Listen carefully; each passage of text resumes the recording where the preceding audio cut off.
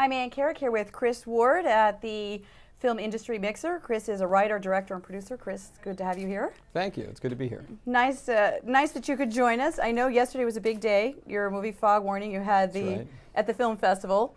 High definition, correct? Yeah, it looked great and sounded great. We were at the Heirloom Arts Theater.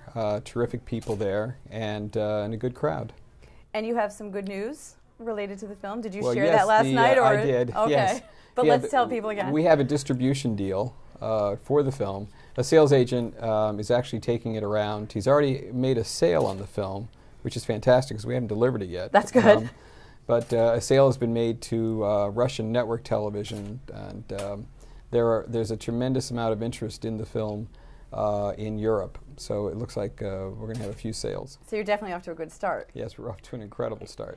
And now that obviously is your most recent project. Yes. So you're already on to your next project while this one's being sold. Have you already started the next thing? I'm working on two projects. One is a soccer movie, which I'm writing right now this summer. We hope to shoot next summer. And another is an IMAX project about horses, which is in very early development. Okay. And is that all you can tell us, horses? IMAX. I'm picturing beautiful scenery and lovely horses. Well, it'd be 3D IMAX. Okay, how's that? That's right. As much as I want to tell you right now. All right. And I know that I introduced you writer, director, producer. So you actually do all three aspects. Where do you get the ideas for the storylines and for the films?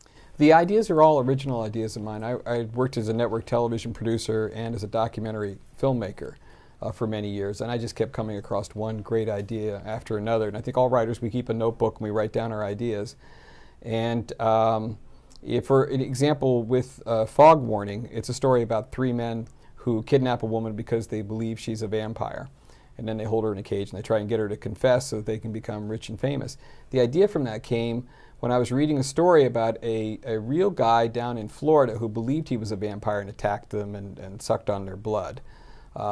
And I wrote that down and was thinking about an idea, and I was sort of circling that, and then I thought, what if someone believes someone else is a vampire? It's sort of like the Salem witch trials. Yeah, you know? that's what I was thinking. This person is a witch, and and grabs them, and then bad things happen. And that was the genesis of the project. I'm glad to know that it kind of came from a true story, because otherwise I start to worry about where do these ideas come from. Make me a little nervous. For me, they're all based on true stories. And in the films, you'll see some fantastic or unbelievable things in the film, but they're reality-based. Because people at the screenings will say, well, that could never happen. And I'll say, well, actually, it did happen. Right, right. I think people would be shocked if they actually looked at police files at all the real things that happen out there. Truth is stranger than fiction. A little scary. Exactly. I know you've been very successful with documentaries before you started doing all the independent films. Does one stand out in your mind as sort of your best work? Yes, I did a... Am I going to guess right if I said Outwitting Hitler? That would be correct, okay. Yes. That was a Holocaust survivor documentary that I did, which we sold to Showtime. Showtime owns it and plays it periodically. They never tell me when they're going to play it, so I never know, but so every now and then I turn it on and it's on TV. And then I sold it for international distribution, and it's played all over the world.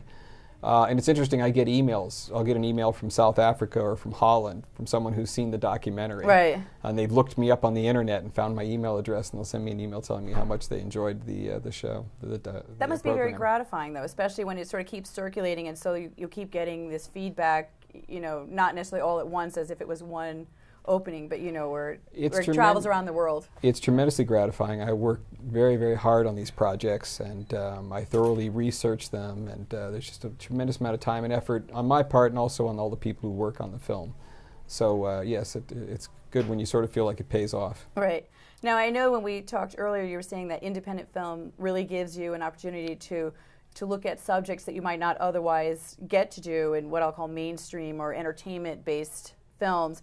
Any interest in switching back and forth or doing some of each, or do you really like the independent side? I love independent. I mean, it's not that if Hollywood called I would turn them down, but you have to understand, for most Hollywood movies, the film is made by the marketing department.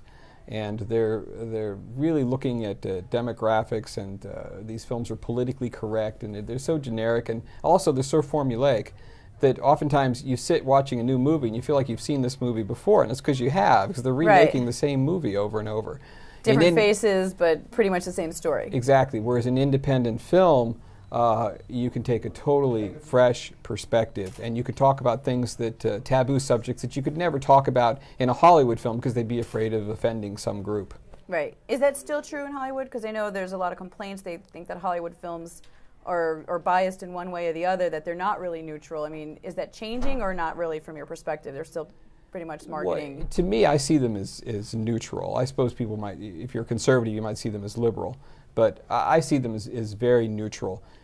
For Hollywood, it's all about green. It's all about how much money can the film make. Sure. And they squeeze these films to the point that so much of the creativity and the freshness and the originality is lost. And not that occasionally they don't make a good movie, but most of the films I think that are made in Hollywood are pretty poor. On the flip side, most of the films that are made independently and independently financed, I think are fascinating and stimulating, and those are usually the films that I like to see. Okay. We only have a minute left, but Okay. I'd love to have you tell people a little bit about your involvement in education and also with inner city youth before we run out of time. Sure. Well, I teach at Quinnipiac University, but life has been very good to me, so I try and give back. So I work as a mentor to young kids, and I often have students come in and work out on the films. I've worked in New York and got an award for working as a mentor with inner city kids at risk. I've worked with the Read to the Blind program, many other programs out there that need volunteers. It's something that I do. It's something I think that everybody should do. It's great to see that you take time to give back, because that, I think, also makes you quite a role model for children in different places. Thank you. Awesome. It's nice of you to say. Thank you very much for being Yes. with us today. It's good talking to you. Good talking to you, too.